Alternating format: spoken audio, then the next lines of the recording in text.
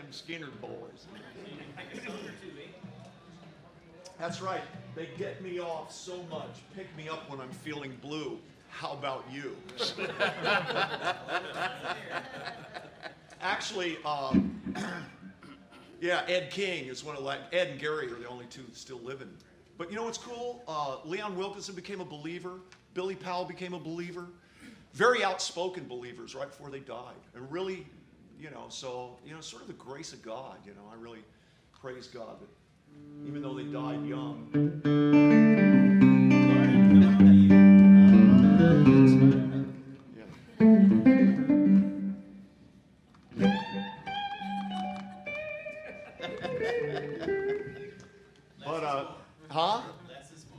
Yeah, but it's funny because this new documentary came out. I really encourage you all to see it. It's just called Muscle Shoals, and it predates me. It's about the 60s and 70s, and it's got a lot of real interesting cultural and great interviews with people who recorded in Muscle Shoals. And if you don't know what songs were recorded in Muscle Shoals, if I started the list, it's like Mustang Sally, Brown Sugar, Old Time Rock and Roll, Kodachrome. I'll Take You There, Take a Letter, Maria. And the interesting thing about it all, Love Me Like a Rock, is that it's the same band for most of it all. That's how versatile they were. If something's cut in Memphis, you go, that's cut in Memphis, that's Booker T. But if you were to think that Take a Letter, Maria, Torn Between Two Lovers, Down on Main Street, Old Time Rock and Roll, and I'll Take You There are all exactly the same band, including Shootout at the Fantasy Factory by Traffic and Low Spark High Old Boys, all the same band. And just a remarkable bunch of versatile players. And so when I left Bonnie Raitt's band, I moved down to Alabama and saved my life probably because, I was living in LA. It was sort of that, toxic period in the 70s. And so I could go into the studio and do an Etta James record and be a Little League coach that night, and so it really put me back, it stabilized my life, and that's where I met the Lord. And so anyway, I'm glad you're here. I guess it's about time to start. And I guess you're here because you saw that it was going to be a simple guitar clinic. I had hoped they were going to put my rant earlier so I could rant, about serving the most creative being in the universe and sometimes being the least creative, most plagiaristic people on earth. And God bless them. There's a lot of room for improvement, and I'm not going to hack on it, but the electric guitar was not invented by the Edge. And I don't say that because I'm down on anyone. It's just that, you know what I mean, when you hear 5 songs in a row on the radio, on Christian radio, and they're all 1, 5, 6 minor 4, and that's the opening lick. You just go, where did our fingerprints go? Where did the fact that each one of us was incredibly made, knitted together in our mother's wombs, to be unbelievable and to have our own signatures. And all guitarists go through the 3 stages of, first it's just sheer thievery. Come on, you hear B.B. King and go, or whatever, and then it becomes style and people say, oh, I hear you're blues based, and then it becomes, actually it becomes influence. You go from plagiarism to influence, and then finally people start saying, man, I heard somebody the other day sort of sounded like you, and apparently you start to become the mutant that you are, and the sum total of all the influences. But also, if we all locked each other in a room with just the same record, the same one influence, we'd still all come out playing differently. And so I really encourage people to find out who you are, find out how you like it, to not spend your time trying to get fast before you have tone. Tone is everything. Tone and feel. Notes are subjective. You can take a fast high solo or do a slow, and that's subjective. But if they don't have great tone and they're not in the pocket, they don't feel right, who cares? And so I really encourage all of you to touch your instrument in such a way that you go, I sort of like that, and then don't try.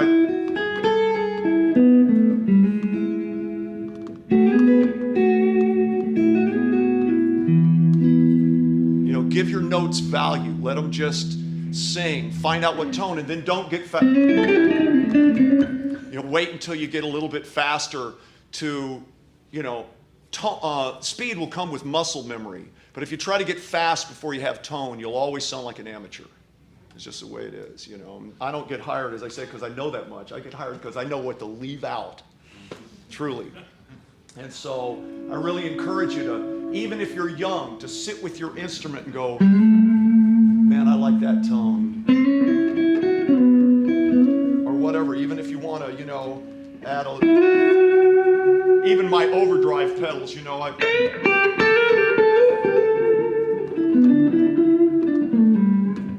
I don't set them to be like real hairy. I just set them to make it sound like I turned the amp up a couple of numbers, But that's just me. You find yours, but whatever tone it is, take your time. I really encourage you, take your time. Don't despise the day of small beginnings, as the Proverbs say.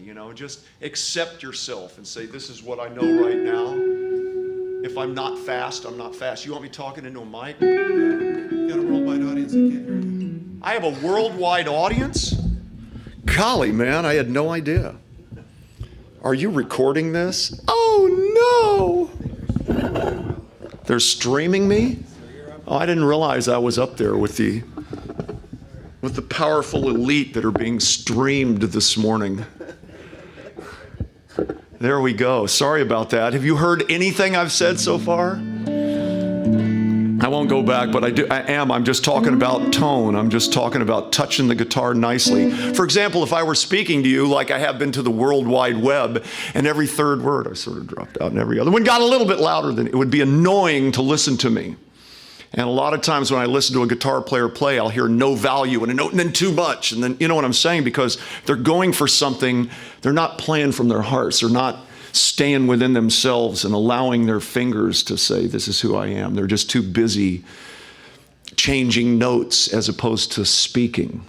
And so I just really encourage you to take your time, and simple stuff like that. You remember stuff like...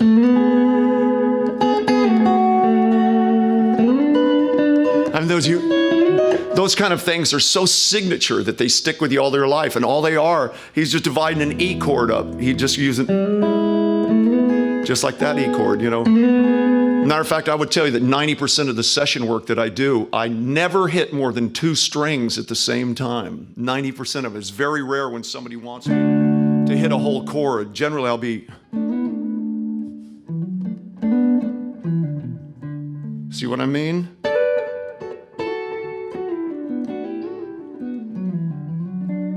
See, and I never hit more than 2 notes at a time there, but it defined the chords. Even if you're playing blues, if you go...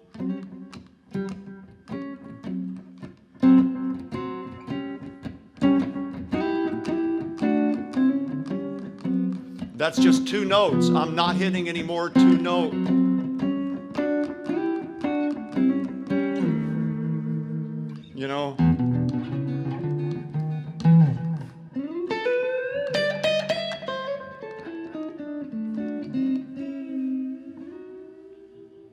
Whatever. I'm just screwing around. But you see, I never hit more than 2 notes at once. I was thinking more about not hitting a 3rd note. But the idea is that whatever you learn, if you know an E chord and you know an A chord and you know a C chord, everything for the rest of the neck can be fitted sort of based out of those basic hand shapes. So no matter how simple your playing is right now, if you know an E chord and you know an A chord and you know a C chord, everything all the way and down, up and down the neck can go there. Because if I know that's an E, that's my next E.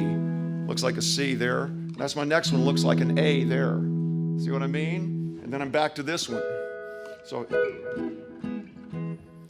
if I know those chords, then I always know where I am. So if I know C in the first position, and the guy says, man, we got to play this in F sharp, okay?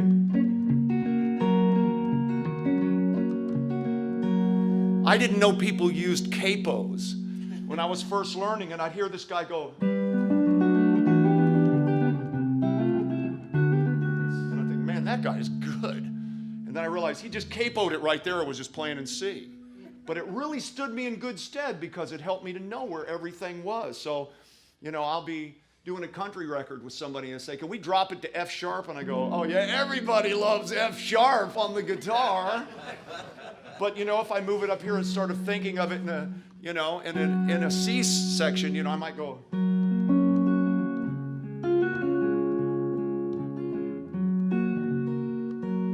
See what I mean? It's just simple. Now, I can't do all the stuff. I was in here last year when Doyle did his clinic in here, and it was like insane, and I didn't even know what he was doing. I was like, excuse me, my brain is full, professor. But that was unbelievable. I was like, gosh, this guy's a virtuoso. But nonetheless, he can do his solo albums like that, but when people hire him to play with them or he sits in with other people, he doesn't go there. He generally just knows his basic chord forms. And so I really encourage you to do that, because if you can go, well, let's do it in F sharp. Once you know it, let's do it in A flat. You see what I'm saying? I'm trying to take the mystery out of it so that when you see people up here, you always go, what are they doing? And you're afraid. And a lot of time, hey, I lived in Durham, North Carolina for the last 10 years before I moved back to Muscle Shoals. My friends were research professors and doctors at Duke and UNC, and they all came to see our band, and we hung out and talked. And I realized one night, they were all going, oh, man, we got a band, but, man, I don't know what you're doing up there. I go, it's interesting. If I screw up here, like, nobody dies. Like, if they screw up, somebody dies. If they're doing brain surgery or whatever. And so I just thought, what are you worried about? Just sit in your house and go, okay, here I am up the neck, and it looks just like that E, except it's up here. You know what I mean? And so maybe I can divide that into 2 notes. Or maybe just, see what I mean? And all that old soul stuff like,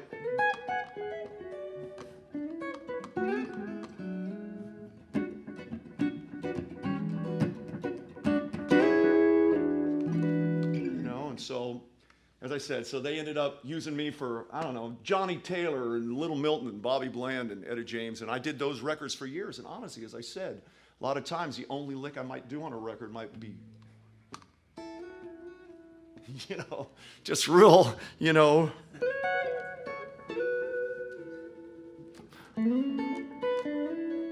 But if you think about a song like Drift Away, for example, by Dobie Gray, that.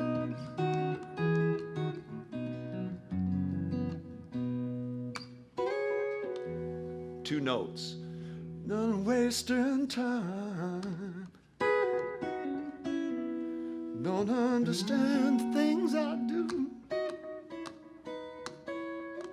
I've never hit more than 2 notes yet at the same time. Na, na, na.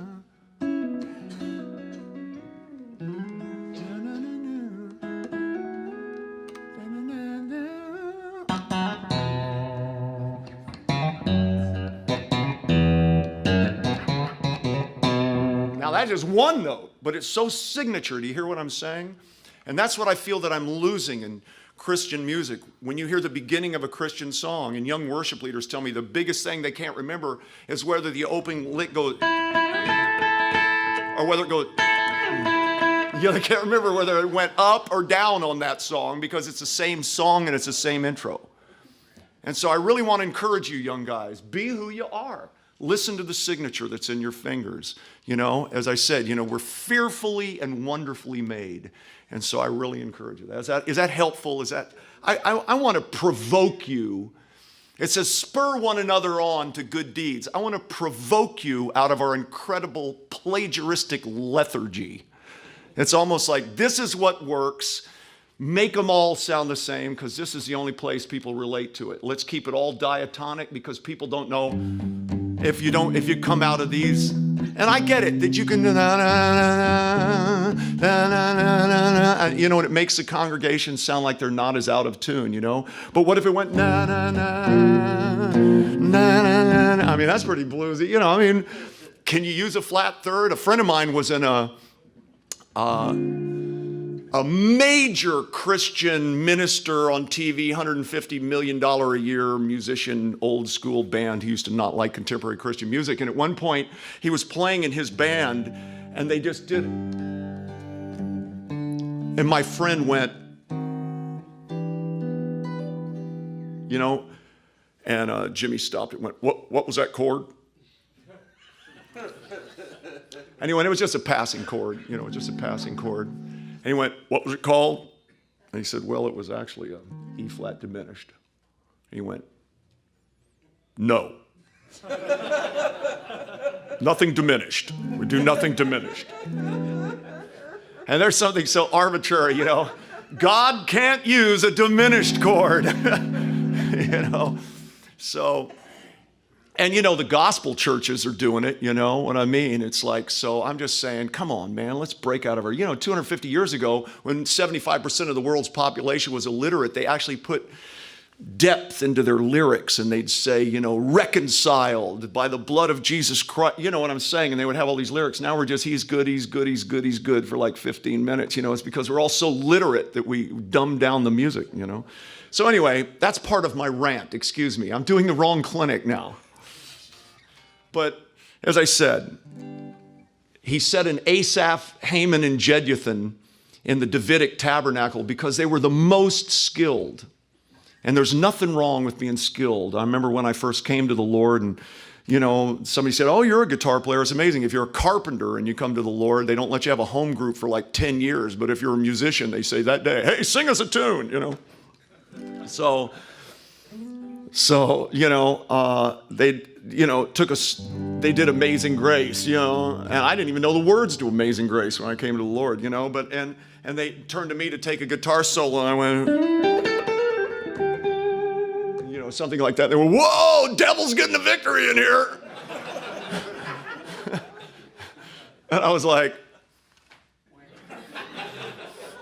because I apparently didn't get the memo of the difference in a Christian G chord and a demonic G chord. Apparently, I just missed that memo. So I had to I had to drink the Kool-Aid. And at one point, I laid my guitar down for 9 months, honestly, and I just read, to see what it said. And ultimately, it said, play skillfully unto the Lord. Psalm 33, right?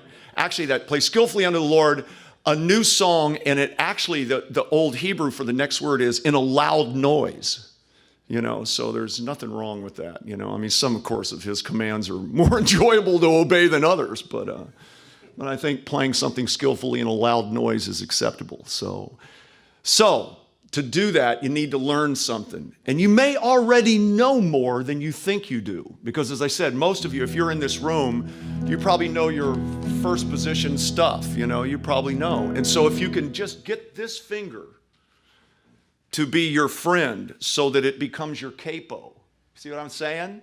So that if I put a C in front of it, and that really opens up the back of your hand, by the way, doing the C. The C is going to be the tough one, but it's still no big deal if you go, whatever, to know where they are. And then if you know one pentatonic scale, you can go.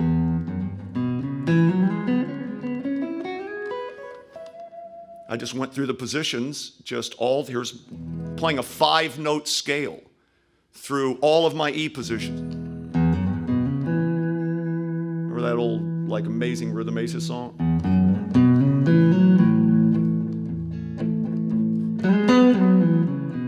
Just pentatonic, And I went from this position to that position. See? And if you know the C, that's where you swing. A lot of guys are just staying the blues. They stay sort of in that pentatonic minor thing. But if you swing and you start in the C position in E,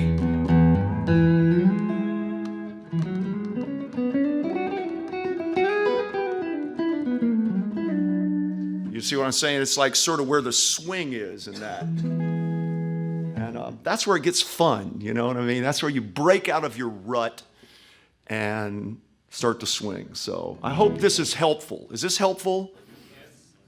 Good. And as I said, all the old guys, when you're working for the old guys, and they'd call them love licks. They'd say, sir, I want some love licks in the second verse, and so you might be going, and you want some love licks, and you might do it this one.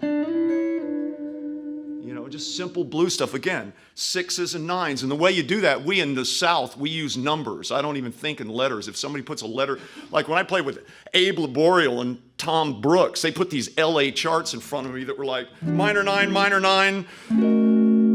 9 flat 13.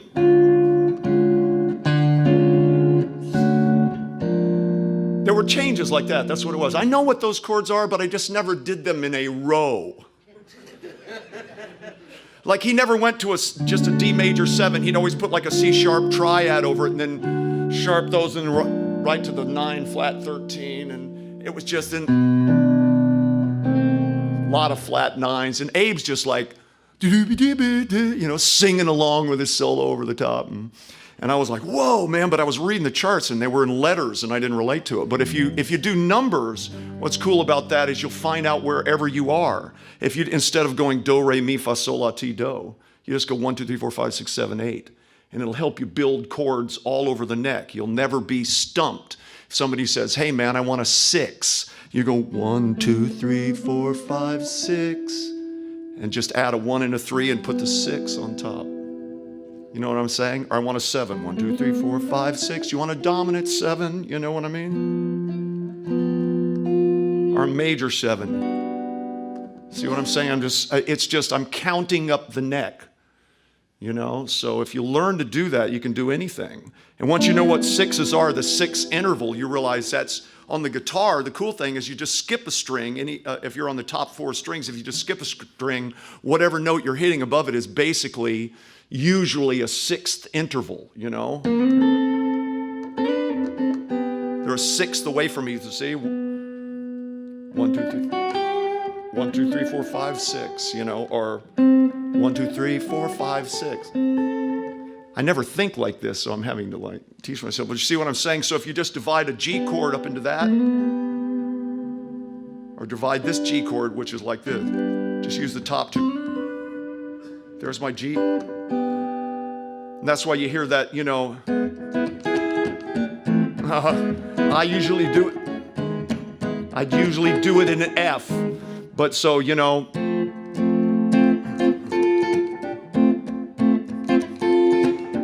that lick is just an F to an F, then back down to the G minor to the F. So it's just very simple, straight ahead stuff. But it's just done, if you think in numbers, you'll go 1, 2, 3, 4, 5, 6, 7, 8. And you'll learn where all those are on the neck. And that's a very good thing to learn. Wherever you are, if you're in C,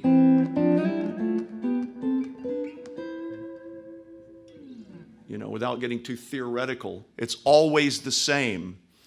You know, there's always 2 whole steps, half step, you know. So you always go whole, half, whole, half. So if you go half, whole, half, and you just watch where you are and just mathematically work your way up the neck. Do you see what I'm doing? Am I getting ready? I'm somewhere in the middle now, you know. Beginners might get it. The guys who are shredders in here are already bored. But actually, you can always get something from anybody. You know, it's amazing. I'll be given a guitar lesson, and they'll do something, you know, like, looks like that to me or something. And I'll go, what are you doing? Oh, yes, that's the claw A.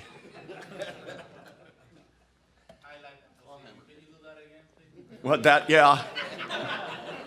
Actually, when I discovered this was when I was a young man and they put us on some show. We were on some show and we had to sync with it. Maybe it was a video or something. And so I knew at one point I just did this during my guitar solo. And I got more comments about that. They were going, what were you doing like in the middle? You know, like I'd done some like, and all I was doing was I didn't have to do it because it was already, you know, we were syncing to a track, you know. So I just, at one point when the camera came in on my hand, I went like that. And that was the biggest question I got about like everything, you know. And I went, you know, all the comedians in the unemployment line, you know, this place is lousy with them. Anyway, so is this being helpful? Just making sure I want to go along on this track. And I don't get hired, you know, I get hired a lot of times just to play on the tracks, which is great, because then I get to play on 10 tunes, and then we can bring in like Phil Keggy or something to do, you know, like a solo on one of them. And, you know, bring in a virtuoso to really do something pretty amazing. But becoming a rhythm player and understanding what the band is a great thing to know, you know. Don't despise rhythm playing. My heroes are rhythm guitar players. People ask me who my most influential people are. I would say, you know, Reggie Young and Cornell Dupree and Steve Cropper and Jesse Ed Davis and people you may have never heard of, but you've heard them. You know, Reggie Young played on 5,000 chart singles. He's Son of a Preacher Man. He's Drift Away. He's Cry Like a Baby. He's Suspicious Minds for Elvis. You've heard him before because he's one of the most heavily tracked and most delightful guitar players in the world. He's a great human being as well. And he was also a generous soul, is a generous soul, because when I was working in Hollywood, a lot of times I'd hear somebody do something cool and I'd go, man, what was that? And it was like, that's for me to know and you to find out. But Reggie, he'd do something. I'd go, what was that, man? He'd go, oh, man, I just, you know, and I'd go, man, that's so cool. Because he knew what I have is mine, sounds like me, anything I have, you want to know. So honestly, even here today, anything I do that you want to go, how did you do that? Or whatever, or what are you thinking? Like, please just interrupt me with that, okay? Because it's all... You know, you just catch it and you let it go, you know what I mean? It's sort of like being prophetic. If you take the prophetic out of music or a song, you have like a song service, you know what I'm saying? I believe that there's something very visionary about playing. And so anything you want to grab up here, grab it, okay? Okay. And as I say, most people, when they start soloing, they don't think of rhythm, but as I said, the rhythm player is part of the conversation. You know, a soloist comes in and composes inspired by what the others are doing and composes on top of it. But the rhythm player, he's part of the conversation. And a lot of times when you're young, you spend a lot of time in your bedroom and you're learning, and you a lot of times develop your own clock, your own sort of pocket in your head, and then you get out there playing with other people and you're thinking so much about what you know and trying to figure out how you can jam that into the conversation. It's like having a conversation with people when you can tell they're waiting for you to quit because they have something to say and they're trying to jam it in, or they're not really answering your question. They're just very quickly coming back with something, you know what I mean? It's like, yeah, man, I saw this movie the other night, and the guy goes, you know, I like green. And you go, yeah. So, anyway, you know, and sometimes young musicians, they're not listeners yet. They're thinking so much about what they know to put in. And one of the great things to do is get enough under the hood, enough simple stuff, so when you're in the room with other players and they're just playing along like this, if one guitar player is doing that, to have enough under the hood to move your way up the neck, and maybe your part might be, you know what you know, just simple stuff. It doesn't, and just hear a melody in your head, and you should be able to know intervals between notes. I really encourage you to ear train yourselves. Because if you don't have an ear, you're going to really struggle in this market. Market, in this whole attempt, because then music should just be ministry to you, not perpetrated on other folks, and sit out on your back porch and enjoy, you know, because an ear is very important. You should be able to hear the interval.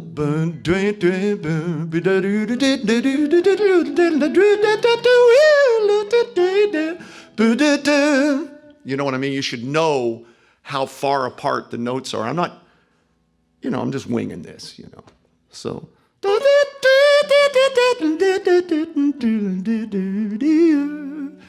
know, I just sort of, my hands aren't going somewhere where I'm faking my brain out.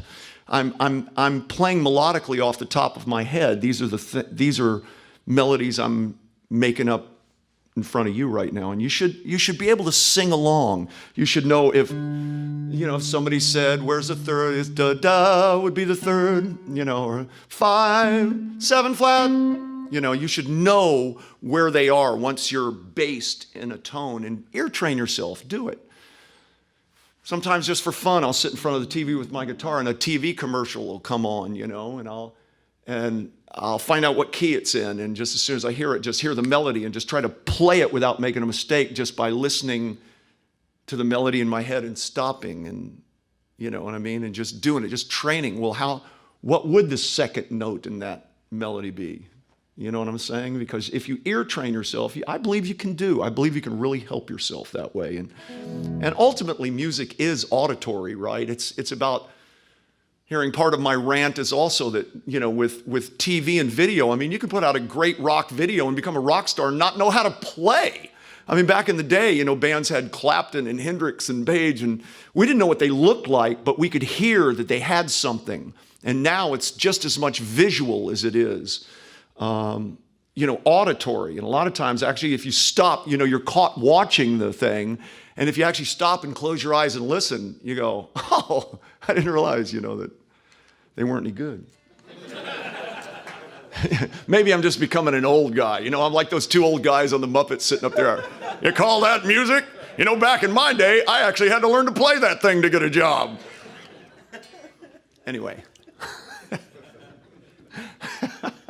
You know what I'm saying? But we were ruined, man. When I was 17 years old, I went and saw Led Zeppelin, you know, in 1969. And I mean, I'd never seen anything so flamboyant, you know, and I'd just gotten out of high school, and I'd, you know, not gone to the Naval Academy, which was the expected thing, you know, and that was because I saw the Beatles on Ed Sullivan, February 9th, 1964. And that changed my life, you know, that and the fact that I got a 218 in the lottery and I knew I wasn't going to go to Vietnam if I dropped out of school. That was the reason I don't have 2 postgraduate degrees. But I was raised to be a naval officer, you know, but I just heard these guys, man, and something got in my soul, and I realized that if I didn't do that, it was what I was designed to do, and if I didn't do it, something would be broken on the inside. And so here I am, standing in front of you in the fireside room in Buffalo, New York. God sets men in their times and seasons. He does this, that perhaps they might reach out for him and find him. Though he's not far from any of us, in him we live and move and have our being. And here I am in the fireside room in Buffalo. Pretty good. All right. Think I've used all my words yet? Any questions? What gauge string you have? I have 10s. I just use a standard light gauge set. Vibrato on every chord you play. Well, that's one of the cool things, is to learn to do, if you want to go to 3 notes, I used to try to cop those old Hank Williams, you know, like the, you know.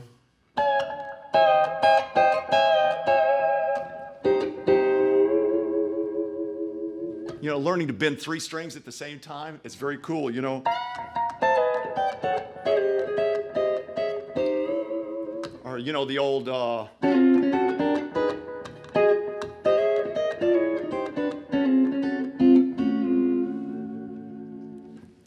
but yeah, they're 10s. And it gets a little hard when you're down low and you go.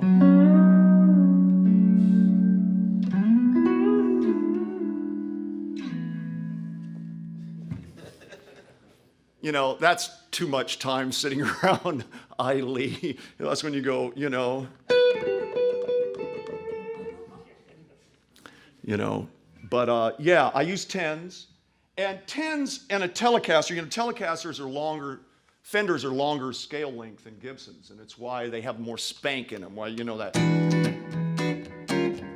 That's why most rhythm guitar players play Fenders, because they've got a lot more percussion, and a lot of the soloists, you know. And I love my Les Paul and 335. I like to go to it. They're creamier, but, you know, at low volume, you just don't get that.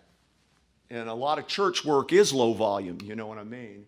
I mean, one time, you know, I remember I have a Tweed 1958 Champ that when they kept telling me I was too loud, I brought my little 8-watt amp to church one morning and had it like on 3, and I was talking over the volume of it, and the guy said, "Can you turn that down?" I went, "No."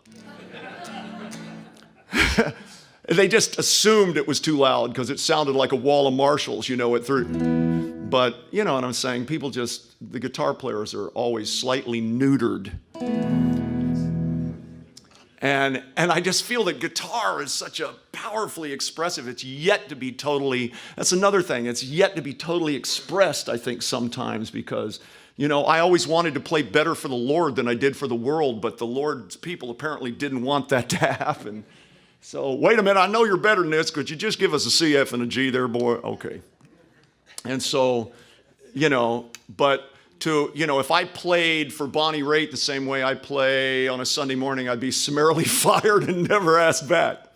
And it's not because I want to be bad. It's just because there's never any soul in it. And some people say, well, that's carnal. And I think the Lord spoke to me one time. He said, no, man, there's a very big difference between being soulful and soulish. And remember that. He gave us souls. He gave us emotions. Jesus wept. And I bet you that when he wept, he didn't go. He probably went. You can get upset on a piano, but you can cry on a guitar. Anyway. So, there. Is this still helpful? Any other questions? Just as soon be practical here, huh? You were talking about it a little bit before you started, but could you go over like your gear and your pedals? Yeah, I'm a very simple gear guy. As a matter of fact, this time since I flew, I didn't even bring like a major, I don't really have a big pedal board. I've amassed a few things, but if they don't sound good, most pedals throw some kind of tonal thing over your sound. If you like your guitar into your amp, and all of a sudden you hit a tube screamer or something like that, all of a sudden all those mids, and it gets woofy on you, and you go, what the heck? So I actually have a tube screamer up here, but it's been modded by JHS. And so he took a lot of that mid hump out of it, as I said. So if I sound like this,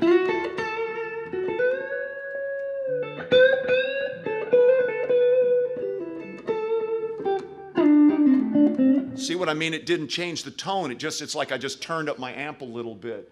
And you can get some hair out of it if you really want to, I guess, if I want to.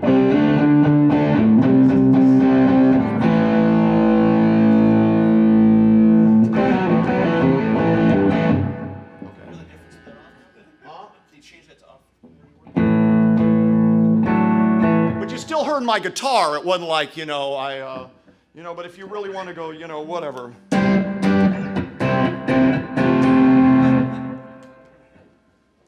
Oh my God, devil's getting the victory. Excuse me. Hey man, he redeems all things. Like I walk out on Sunday morning and kicking.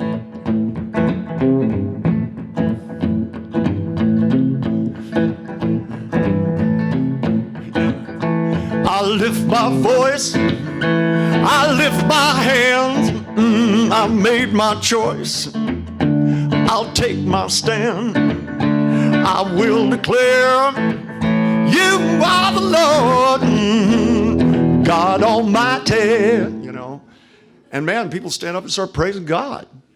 And you could redeem a Bo Diddley beat.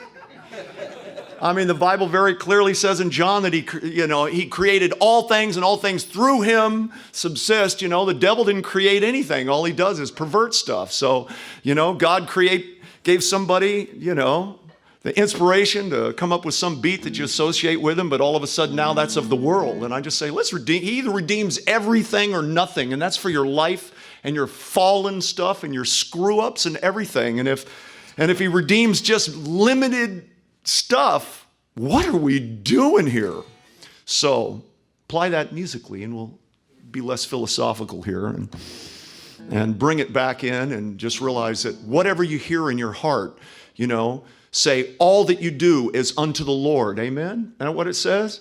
I mean, have you ever been at a ball game and all of a sudden just taken a bite of a Fenway Frank and just went, man, that is so hitting my spot. And I ate a hot dog as unto the Lord. You know what I mean? I was just thankful. Devil's getting a victory in here. Anyway, see what I'm saying? So he gets way too much credit. As a matter of fact, I wrote a song that's on the new Blues Council record that's called Final Say that we'll probably play this afternoon at 2. And I hope it's encouraging because you got to know that the devil never has the final say. And sometimes we think he's out there with nuclear weapons. We're here with little bows and arrows trying to be nice people. Jesus didn't die for me to be a nice guy. Come on, he didn't die for me to be a nice husband or a good father. That's nonsense. That's the rest of these things.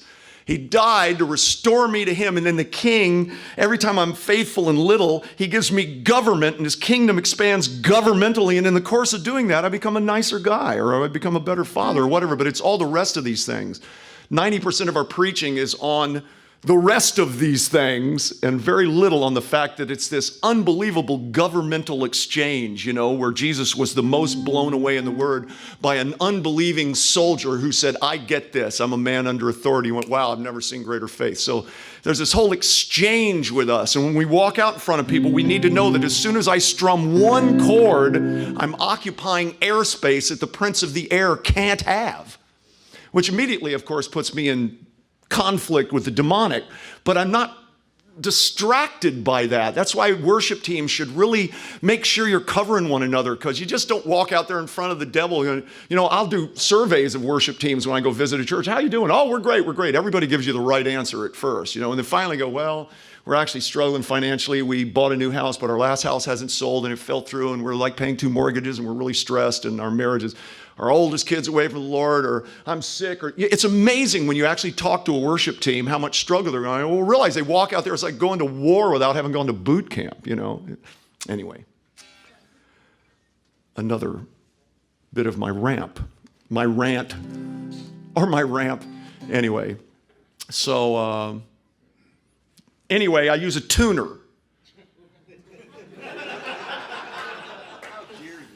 And I think that's an important thing. And a matter of fact, I don't care what guitar you like. When you go try guitars out, bend them around, go like this, make sure they have structural integrity, because I have I've had old guitars that I could not play in tune for the course of the night. They sounded like $1 million. It doesn't matter what they sound like if there's no structural integrity. One of the great things about this guitar is I just beat it up with new strings. I put new strings on my hotel room a little while back, and it's, you know, it's okay, you know, it's in there some. Anyway, so I use a tuner, and I really encourage you to do that. When you go buy a guitar, if you're going to buy one from a store, play 10 of them unplugged. Put them in and see which one of them. And one of them it'll really be very acoustic. You'll feel it. You'll feel it change your body chemistry. You know what I mean? It'll just, you can tell the frequency is doing something well. And as soon as you just strum a G chord, just strum a little claw hammer G on that electric guitar, unplugged, don't plug it in. I mean that. See what it sounds like. And then pick up the next one to you. Just hand it to one of your buddies, pick up the next one. And as soon as you strum that next G chord, you'll know if it's more alive or dead. You'll know if that guitar just disappeared. And if it disappeared, get rid of it, put it back on the shelf. I'm not going to buy that one. And just go, and you go through about 10 of them, and there'll always be maybe 2 of them that are negotiable. And then you plug those 2 in and you listen, and you might just love the front pickup on one of them, but that middle thing is, you know what I mean, and da-da-da, and you go back and forth, and finally the one you just know, though, that's the playing one if you were to close your eyes, and it's almost always the color you didn't want. That's just the way it is, but it's a good guitar. And the point is to get something, you can change even the tone on it. You can buy different pickups, you can do all this, but if it never stays in tune, it doesn't have any structural integrity, and there's no real harmonic integrity in it, don't buy it. I don't care if it's super expensive. I have a 54 Strat. That's one of the best guitars ever in the world. I've played it 500 shows with Bonnie. It's that white Strat, you know, that I've done for years. It's a great guitar, serial number 0533, you know. Well, I had serial number 0247 for a while. It was just a lousy guitar. It didn't sound good. It didn't play well. It was a beast. And you know, I traded it to a collector for something that I could use, because I don't want something that's just old. Because just because it's old doesn't make it great, and just because it's new doesn't make it bad. You know, there are some mystical instruments out there, and when you buy an electric guitar, I really encourage you to A-B them back and forth. But sometimes you'll just walk in a room and pick one up and know from the moment it's in your hands, you just know, gosh, that's mine. You know, I just know it. And don't think I'm going to get one like this, because that's the only one like that. They're wood. They're different. And if you miss that one and you'll go 5 years looking for another one, you know what I mean, that feels the same way. And so just be true when you know that's the one. Anyway, so be in tune. I use a little compressor when I use single coils. But again, I don't like it to change my tone much. Here's my... I don't like the compressors. I mean, they're great, good for them. I used a Dynacomp for a while in the studio, but they go, you know, and I feel they compress my dynamics way too much. This is a thing called an RAF Mirage. It's made by FX Engineering. I really like this when I play blues. If I play country, I have a Keeley compressor, just the 2-knob one. And it's more toneful. It's more like a Ross or a Dynacomp, but it's more toneful. Just to me, it is. Then I have a Klon Centaur in my actual pedal board, which is one of the great overdrive pedals. I've had it for like 15 years. It's a great, but I bought it for 200 and something bucks, and they're 900 on eBay now. They're like a really boutique, very cool, hip thing, and I didn't bring it with me because I just thought I'd bring this one. And then this, I just put a little tap delay. You can hear it. This is my cheap one. This one actually isn't tapped. This is just like, you know, because you never know when you want to go. You just never know when you might really want to do that. And so I like the analog delay. This little carbon copy is a cheap little thing. It's cool. If you put the little, it's got a little,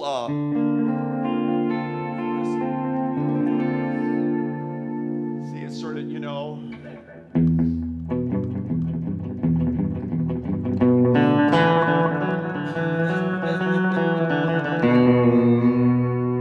That's my virtual whammy bar. Well,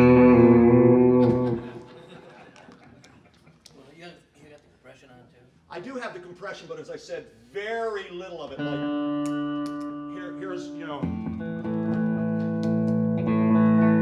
just a little bump. And so I use very little, you know, you hear very little, just to give me a place, especially if I'm in a dry room.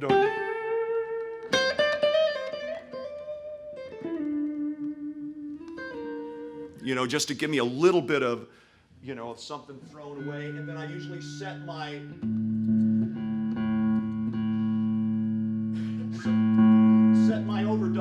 overdrive just, you know, especially if you're, you know,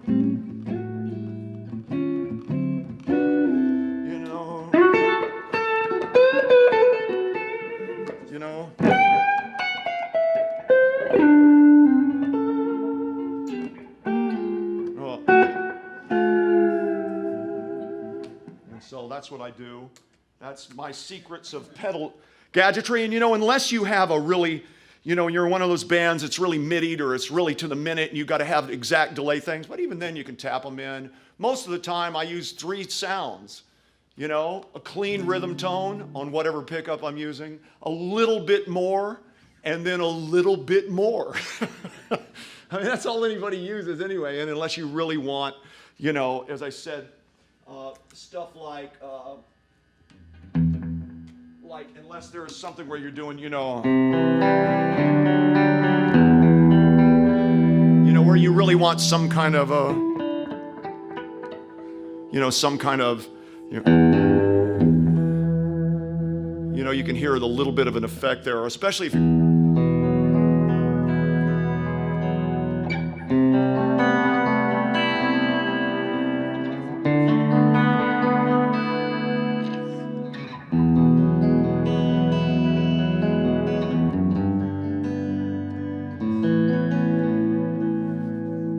If you want a little effect.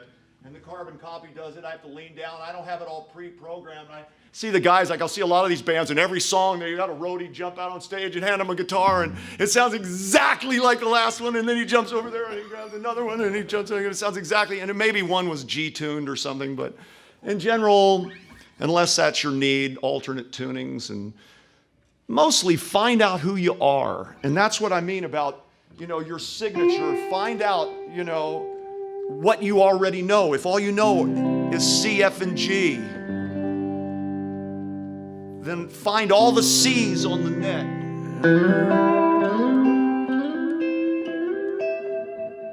I mean, I could listen to a guy just noodle around like that most of the day. You know what I'm saying? There's my C.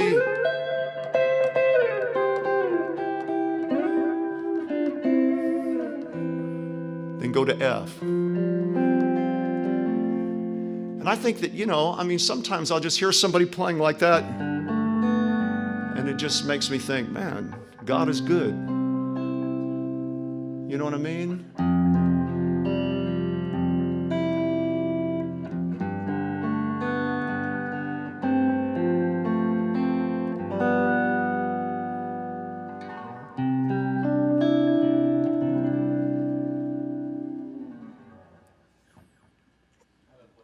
Sure. I think when you play, your body language is you feel when you're playing every time you hit a note or whatever you feel while you're playing. Yeah, that's all I know. I don't know how to play anything. Huh? That's a good thing. Good. So the question is, to be a good musician or a good guitar player, do we have to feel it like that and when we are playing in the church so the church can engage more in what you're doing?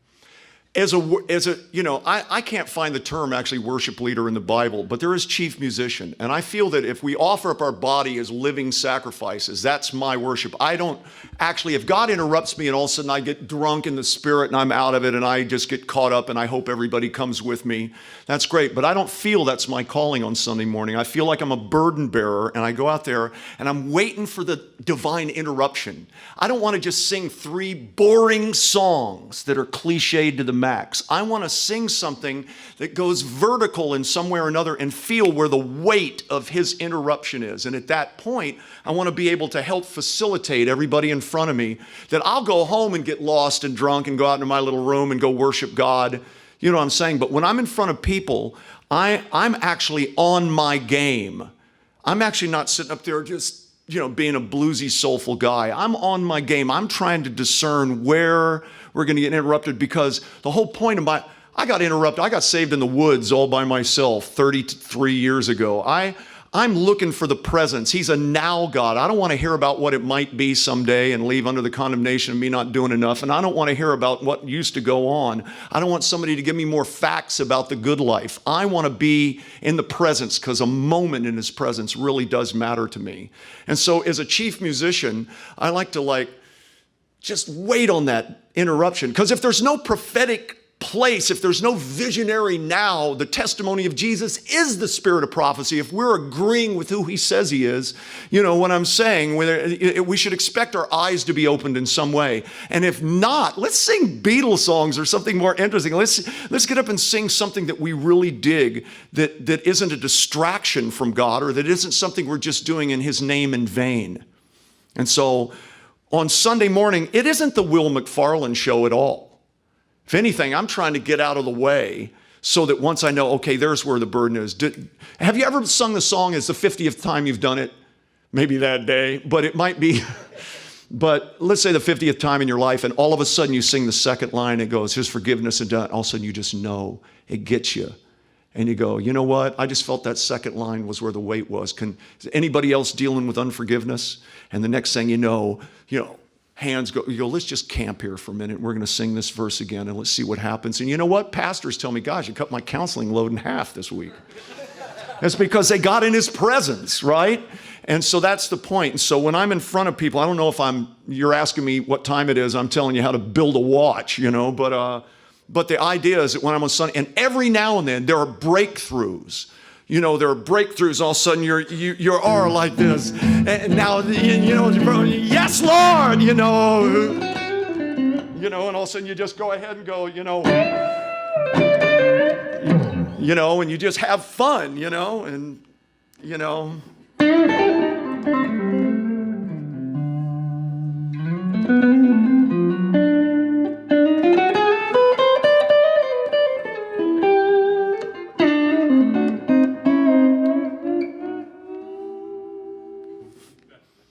So that's how I think, and on Sunday morning, I don't get lost and bluesy and get up there to entertain. I really don't, and I realize there is a difference there, but at the same time, I don't want to, there are guys who learn music like math. The difference between music and math is soul, really. I mean, there are a lot of guitar players who are Phrygian mode, 16th notes at 220, I'm a real slow player.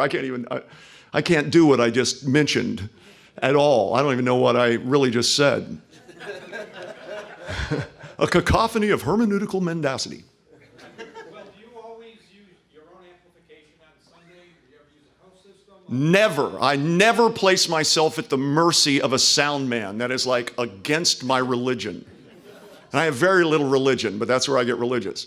Because usually the sound man, God bless him, you know, he's a volunteer, he's a good guy, he's a pastor's son, you're coming through some PV system. Not that there's anything wrong with that. Because when the weight falls, Actually, how's the sound guy gonna know? yeah, there's some great PV stuff out there. I don't mean to be weird out. I'm just saying, you know, but some of the early stuff that they've beaten up and you're through it and you say, you know what, I want to move air because I really believe that the prince of the air, you know, needs to be upset. You know, I don't want to just, you know, whatever. So I always use my own. This isn't my own. This is a twin reverb that's not my first choice. But it's, I always use my own. I use a good amp that has really good tone that I can get at low volume. And there are amps built for that, you know, that you can get really creamy, delightful stuff, you know, out of them that won't hurt anybody. My goodness, we'll go see a Christian concert. It's 125 dB on Saturday night coming to church. And somebody goes, too loud in here. It's like, whatever. You know, actually at one point, I knew I wasn't too loud and I just put a bowl of earplugs at the door and said, deal with it. So what is your first amp of choice with low wattage? I have a 69 Princeton that is just mystical. It's one of the most toneful things I've ever owned. I have a car Rambler that's based on a Princeton circuit, but you can click it down to triode, which makes it 14 watts. And it gets a little darker and a little hairier there, but it's a really nice amp, you know. But smaller amps, the Princeton, people have described why it's different than a deluxe, but a deluxe is glassier, it's a little different, you know, it's a little bigger, it's more the club amp, but a Princeton is a great amp. And I don't know if the new reissues are, but mine is, people covet my amp. People have to deal with their hearts. It's like ampnography when they listen to my amp. And so, yeah, that is my first amp of choice, is my Princeton. But you know, Bad Cat makes a couple of things that are really nice in that 15 watt, but really voiced really nicely. So you feel, you know, nothing makes a guitar player feel worse than wimpy tone. Come on, there's a place in an amp where I can tell in my Princeton at 2, it's not really happened, but there's somewhere at about right before 3 where you tell the power tubes sort of go, he goes, yeah, yes, you know. And that's right, and I'll go, I will not turn down below that because I can't go before God with a clear conscience and not give him good tone. You know, and you can plug into pods and things like that and go direct into the system, but generally they're going to come through those horns, and every time, I don't even really like my guitar amp in the monitors. As soon as they come through a monitor with those horns, you hear that glassy thing, and you go to take a solo and you feel like you're cutting somebody. You know what I mean? Like, zzz, you know, that brittle, glassy thing goes across the top. So I go, take me out of the monitor, you know. What a horrible thing. And it was horrible. Anyway. So I've only got about 3 minutes here. Quick question. I believe there's room for everybody up on the stage as far as timing in a song and whatnot. Can you talk a little bit about the dynamic between a lead solo and lead vocal? Because it seems that there's times when we see it go off bad, where people are either competing, or there should be. There should never be, everybody, again, I'm almost waited for you to finish that sentence to answer you. But you can see what I'm saying. I did interrupt you a little. I stepped on you, but there are moments where it didn't offend you, and there's a place where the soloist and the, you know, a lot of times there were times with Bonnie where she'd end a note and go, yeah, da, da, da. And I'll come up under her vocal, or, you know what I mean, where I'm listening to her, I'm having a conversation, I'm waiting for her to express what she needs to be, and then within that tonality, I want to compose something within the conversation. I don't want everybody be going, praise God, guitar solo. Okay, I'm back. You know what I mean? It's like the Prince of the Air. It's come on with sound men. You know, if you're in the highest praises, all of a sudden something goes, wee! You know, everybody turns around and looks at the sound man like, You violated, you know what I mean? And it's like, but we went from third heaven to like, who's in charge around here? You know, I mean, it's amazing, and the enemy knows that. I'm convinced that, let's see, a third of the angels fell, right? That means 2/3 are still there. This isn't some Taoist yin-yang thing. 2/3, there's twice as many good angels as bad angels.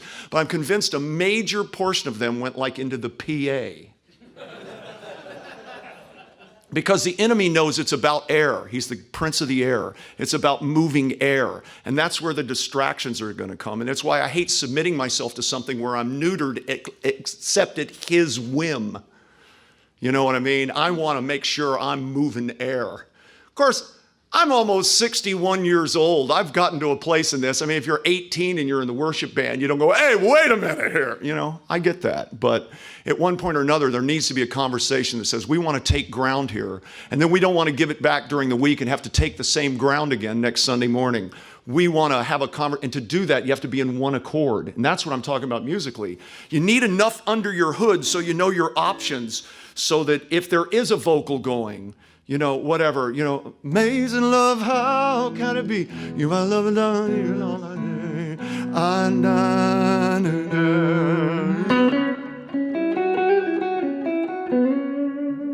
See, I mean, I didn't distract from worship there, I wouldn't think. But you know what I'm saying? I'm feeling my way out from under this. I'm having a conversation. She's going amazing. I'm going, because I'm amazed too. I'm amazed too, and I want to be, whatever.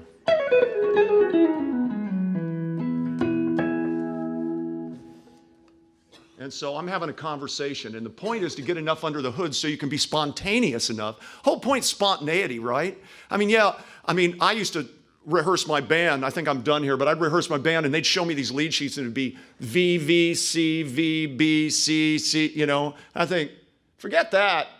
Here's how the verse goes. Here's how the chorus goes. Just watch me. Well, I'm not comfortable with that. Good. I don't want anybody comfortable. I don't want anybody on automatic pilot, and it's so arranged up here that this. I never rehearsed arrangements. Almost never. Every now and then I go, hey, let's mod here. Let's do that. And we run over the one section. Watch me. Let's have a conversation. I don't want anybody on automatic pilot. I got this down. I want everybody listening. I want everybody having a conversation. I don't want anybody going into this thinking, I got my part.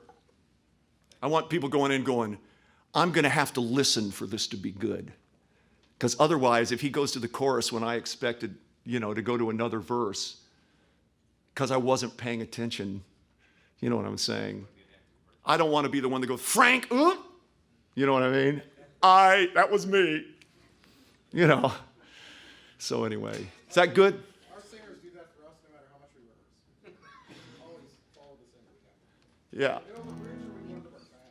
Yeah, right. Just watch them. And as I said, if you train your ear, you can tell if they went to the 4. And guitar players get the extra 8th note. Like if I'm going, and I don't know whether we're going to stay on that or go to there, but they go, da, da, da, da, da. Where are they going? See, that 8th note, I knew they were at the 4, and then I do a little love lick, and they all think, wow, this guy's good.